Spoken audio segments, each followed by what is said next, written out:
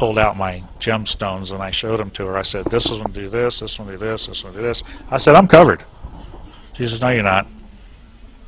She says, I can tell you're not. She says, how about some real protection? And she says, okay, what do you got? I'm open to anything, you know. Open minds. Careful with that open mind thing. Sometimes you can be too open. But I said, I'm open. Well, she breaks out a Bible and hands it to me, and she says, it's in here. And I said, no, no, no, no, no, no. I says, that book's got nothing to do with the work that I do. She says, I think it does. And I said, no, it doesn't. And I pushed it away. And she says, well, let me ask you, as somebody who you've told you are the most open-minded, objective researcher there is, to take a look at this.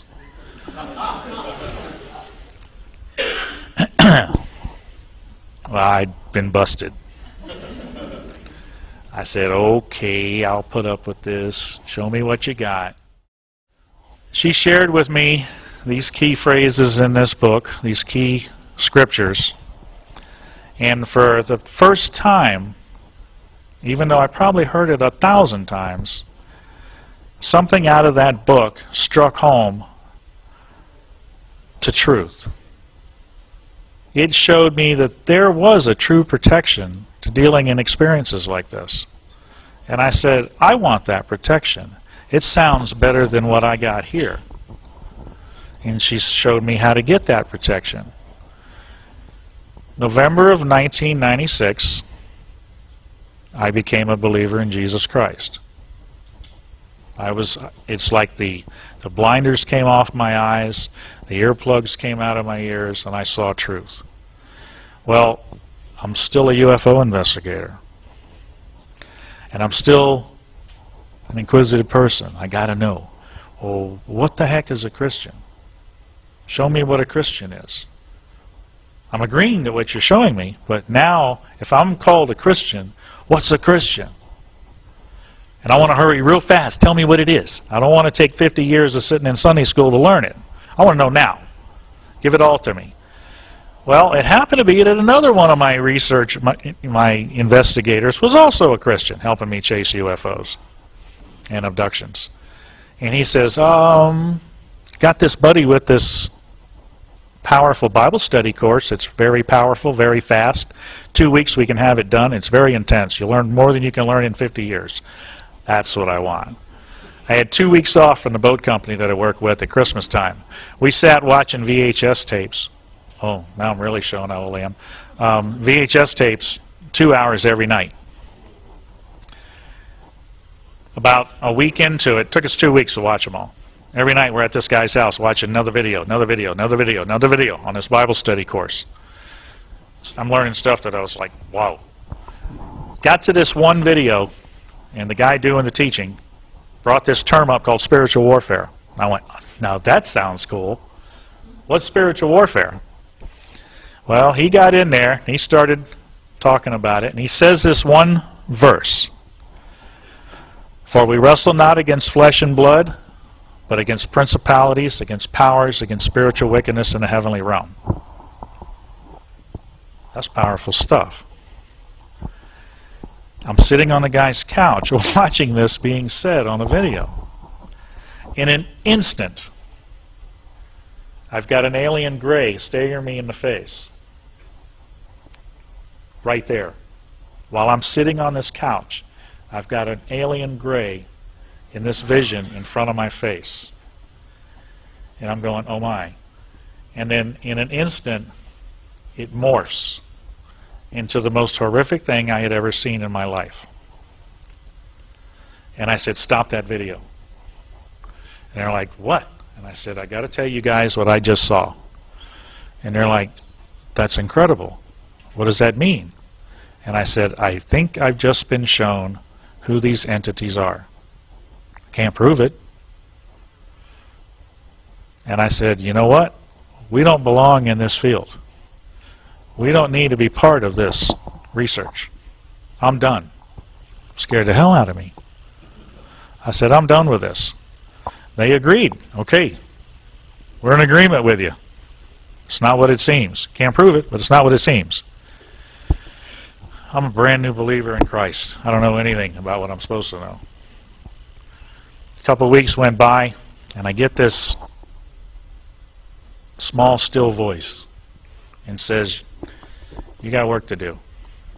And I'm going, no, I'm done with this field.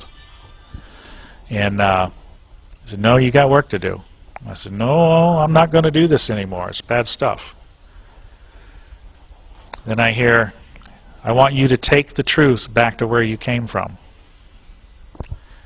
Like I said, I'm a new Christian. I said, God, if this is you telling me this, I says, this ain't going to work. I says, I can't take the Bible back to people in the New Age and the metaphysical realm. They don't believe the Bible to be the inerrant word of the Creator God. They believe it to be good stuff written by a bunch of old men. Who knows what they were doing back then, you know. Good book to live by, but that's about it. Good morals in it, but so does a bunch of other books that are out there. That's the way they believe. It's the way I believed. I thought, you know, that I just took care of that. I don't have to deal with that anymore. I said, he said, no, you need to take this truth back. And I said, no, you got to give me something better because this ain't going to work. I said, that took care of him. A couple of weeks go by. Here's that small, still voice again. You already got what it takes to share the truth.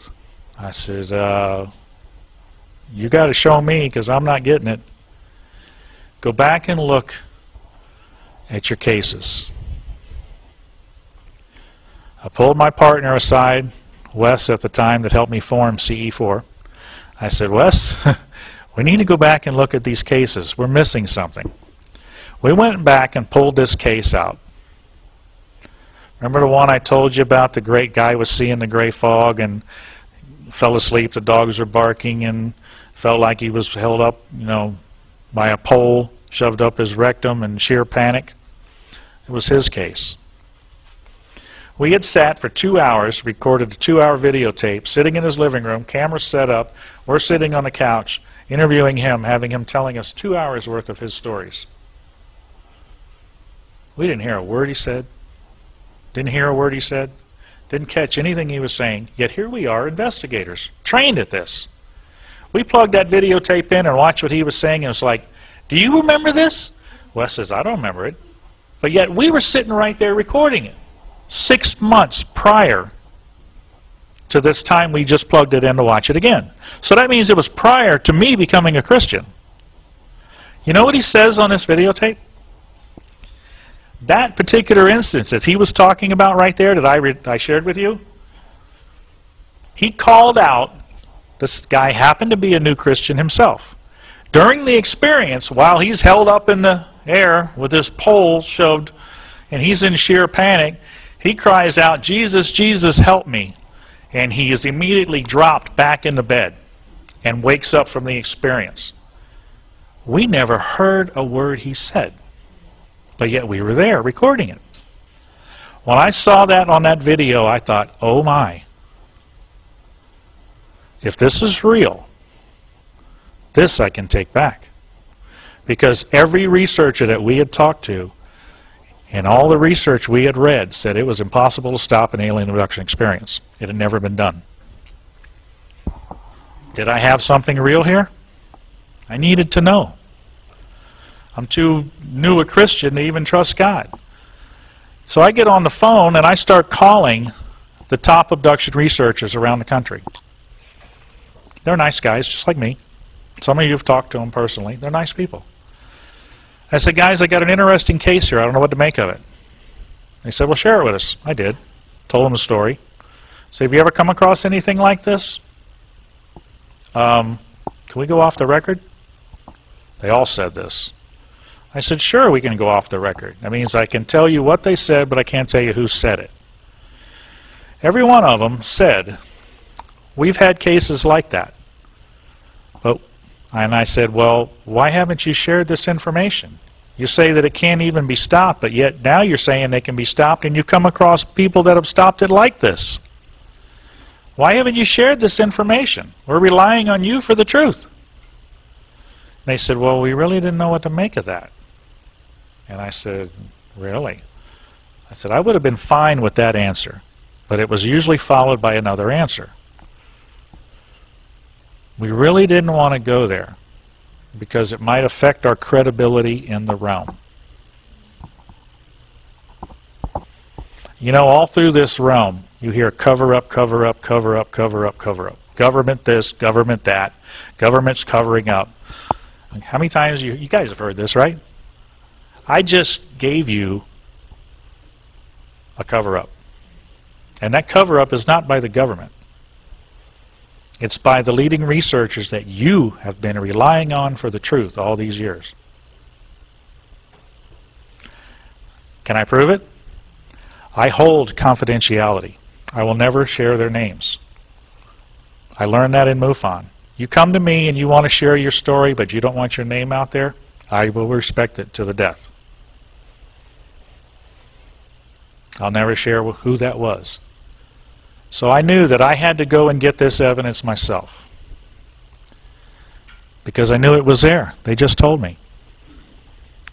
In 13 years since becoming a believer, I have worked with over 400 cases. If you go to my website at ce4research.com, we've got, I think, 94 up there now that they publicly allowed me to post.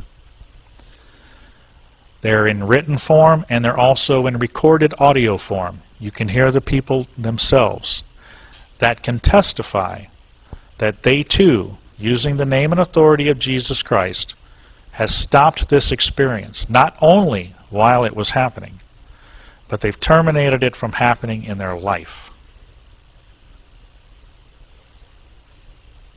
This is a piece of the puzzle, of the UFO puzzle.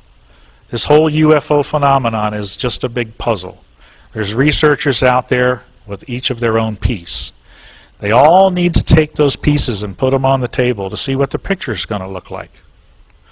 Throughout the years, my particular piece of this puzzle is unwanted. I actually did the talk at the 60th anniversary here for Roswell, for the city. The unwanted piece of the UFO puzzle. I've earned the title since 2008 when I shared this talk. I can say I'm probably the most hated man in the UFO realm. They don't want this piece of the puzzle. Is this starting to come together after hearing guys talk? This is evidence that these entities are not who they say they are because of the way they respond to that name. Why would aliens respond like that? They don't. Guys showed us that they preach a new message. They're evangelizing a new gospel that we are warned about to not follow. There are so many different religions in this world, but they only come here to preach against one.